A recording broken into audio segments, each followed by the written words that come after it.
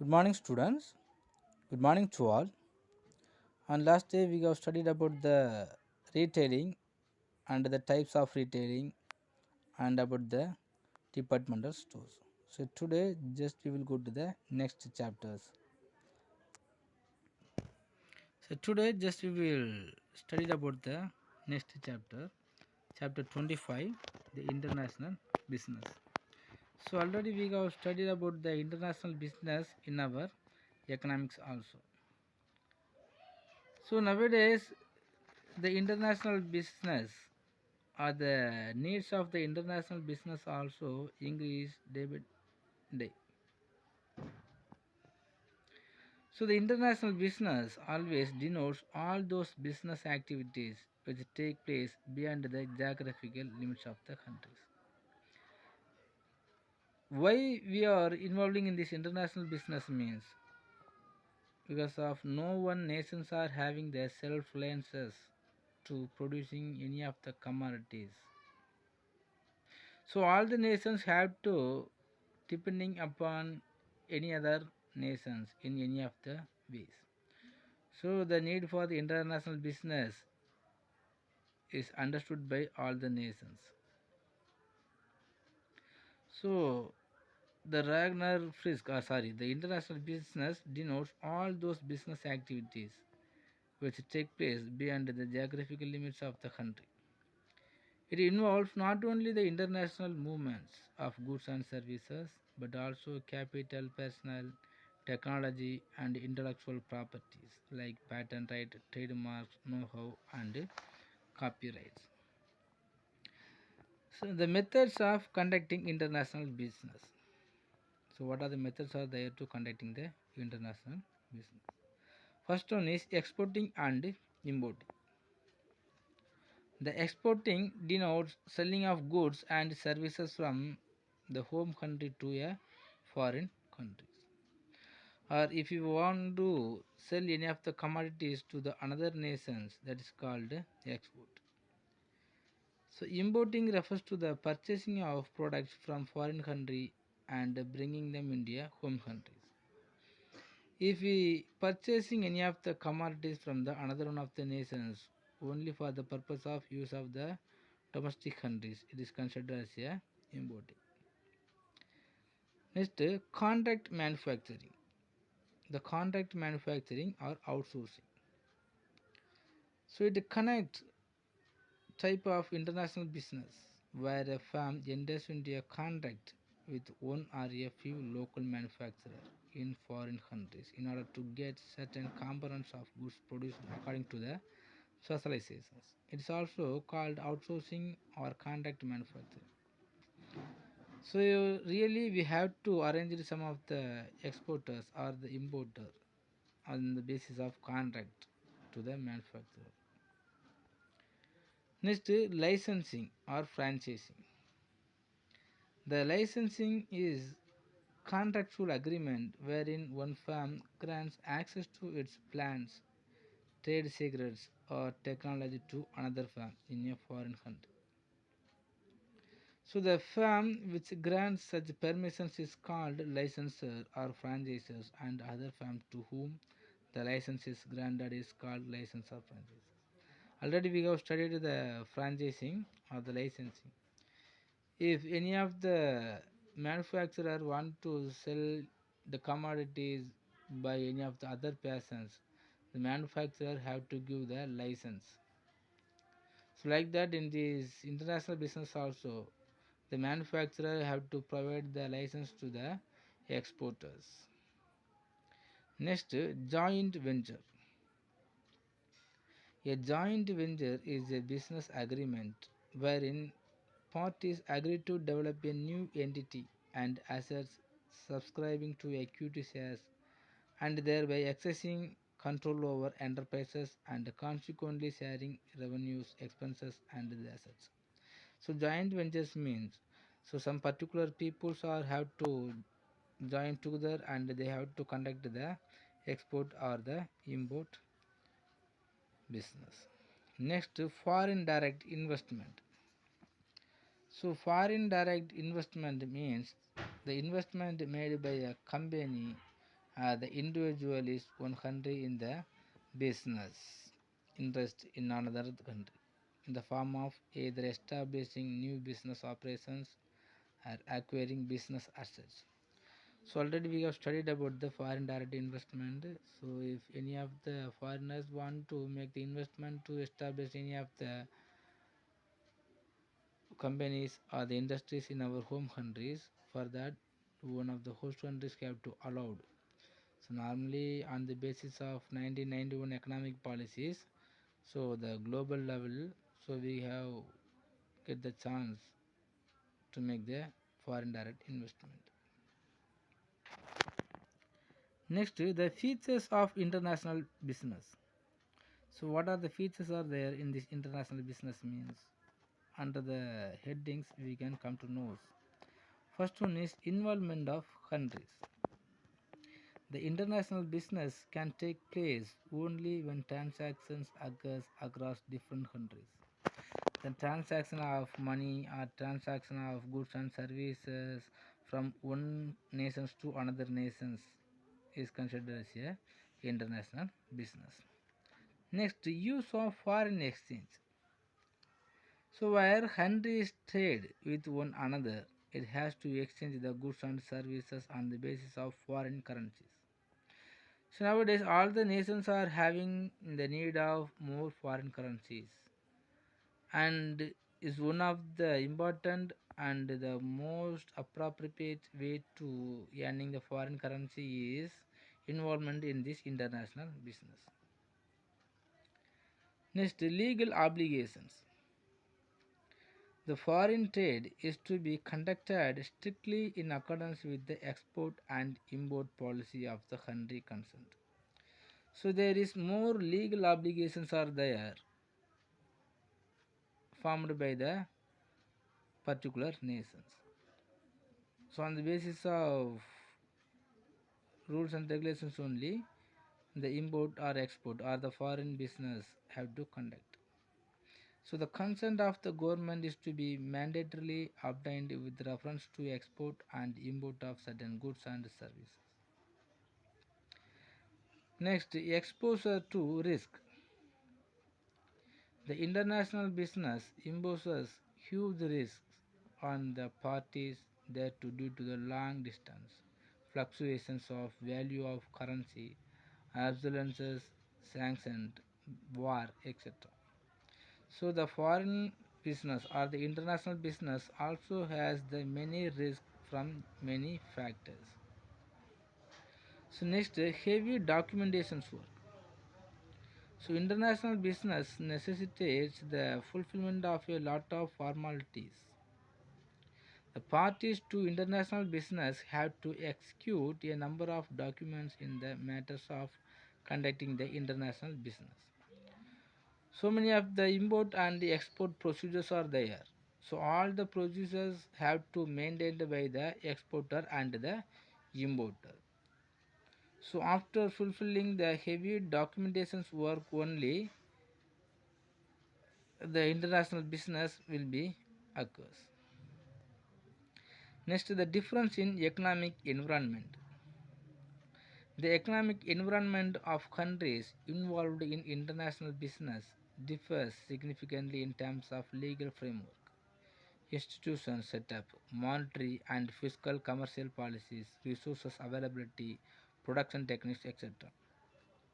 So, before involving in the international business, so there are many economic difference are there. So many economic environment difference are there among the legal framework, institution setup, monetary policy, fiscal policy, and the commercial policies, and the availability of resources on the basis of the nations. So many economic environment also may be differed in this international business. Next, rationale behind the international business. First one is unequal distribution of natural resources. The countries across the world are not endowed with the natural resources of various types. So the various types of resources also not equally or equitable. So, in other words, if you want to say, the natural resources are unevenly spread across the various nations. As a result, the countries having surplus resources have to exchange it for those resources which are not available in their home country. So, as I told already, no nations are having the self reliance to cultivate any of the food or producing any of the commodities. So, all the nations have to depending on another one of the nations for any line of the product. So, which nations are having the most appropriate or surplus value of the resources that nations have to produce and export to the another nations which has the low level of the resources. Next, uneven availability of the factor of productions. The availability of various factors of productions. So we know the land, labor, capital, and organizations or technology for producing goods and services different among the different countries. So now some of the nations will have more availability in the labor or land, or sometimes the organizations or some of the developed nations will have more capital and they will never have the labor. So international business moves the surplus factor in one country over to the another countries where it is short supply. Therefore, international business is necessary. We know some of the nations may have developed in these natural resources and in this GDP.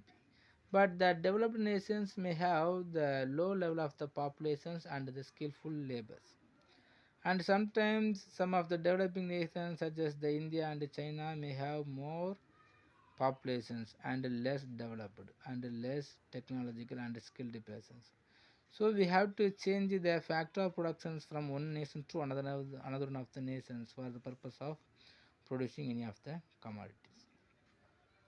Next, specializations. Some particular countries or some geographical areas of a certain country specialize in the productions of goods and services due to some natural advantages like abundant availability of skilled laborers, favorable climate conditions, availability of natural resources. So anyway, some of the factors or some of the reasons, some of the nations are having the more specialized to producing some particular line of the commodities, and because of that, that nations will become as a specialized nations for producing particular commodities. So the specializations also one of the reasons to involving in this international trade. Next, cost benefit. So production cost varies significantly among the countries due to difference in socio-economic, geographical, demographical, technological and political environment. So many of the difference are there to producing cost. The cost of product is maybe differ from nation to nations because of some of the reasons and some of the factors. So by receiving the cost benefit also, so many of the nations are involving in this international trade. Next, the types of international business. Already we have studied in our previous lessons also. So many of the there are three type of the trades are there in this international business. One is the export trade. When the firm of a country sells goods and services to a firm of another country, it is called export trade. The export trade indicates selling of goods and services from the home country to a foreign country. Next, import trade. So when the business firm of a country purchases goods from the firm of another country, it is called import trade. Next, entry port trade.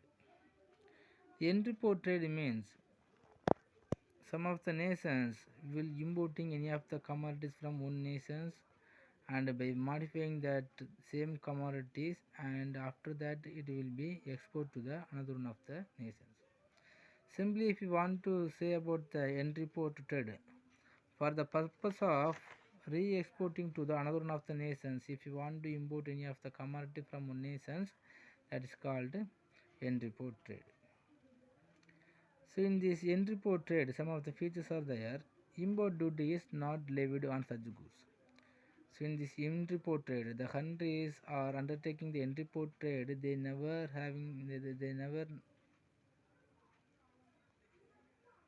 paying the tax. Next, these goods are reprocessed and repacked for re-export.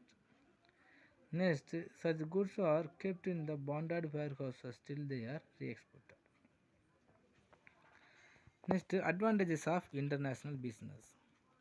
When all the nations are involving in this international trade, so what are the advantages may be arised? First one is the geographical specializations. So countries across the world differ significantly in terms of natural resources, capital equipment, manpower, technology and land and so on. Some countries are rich in mineral resources, hydroelectricity power, metallic resources. So all the nations may have the chance to receiving the geographical specializations of another nations. For producing any of the commodities, all the nations are not having the same skill and same specialized or same features. And the nations, those who has the specialized skill, that nations only may be created. Next, the optimum use of natural resources. The international business operates on a simple principles that a country which can produce more efficiently and trade the surplus production with other countries. Next, economic development. The international business helps the developing countries greatly in achieving rapid economic development by importing machineries, equipment, technology, and talent, and so on. So, for the purpose of transferring the all skills and technology from one nation to another one of the nations, mostly from the undeveloped nations to underdeveloped nations, the underdeveloped nations may have the chance to increase. Next, generations of employment. The international business generates the employment opportunities by assisting the expansion and growth of agricultural and industrial activities. So, what are the types of industry sectors are established by the nations so that nations may have more chance to receiving or generating the employment opportunity. Next, higher standard of living. So, on account of international business, the citizens of the country can buy more varieties of goods and services which cannot be produced cost effectively within the home country. So anyway, so all the nations, all the peoples of throughout the world can have more chance or opportunity to increasing the higher standard of living. Next, price equalizations. The international business helps to establishes the prices of various commodities which are fluctuating on a daily basis in the world market. So whenever the supply of the product is increased, so the demand also may be fulfilled, or whenever the demand for the product is increased, so on the basis of the demand, the supply of commodities also may be increased by the way of import and export. So the price always may be equal throughout the world. And because of that, the purchasing power of the consumers also may be increased. And because of that, the standard of living also may be increased. Next, prospect for higher profit. The international business helps the firms which produce goods in excess to sell them at relatively higher prices to various countries in the international market. This enables them to earn higher profit. So whenever the nations are having the chance to fixing the high rate of the product, so the nations may have chance to earning more profit. Next, capacity utilizations.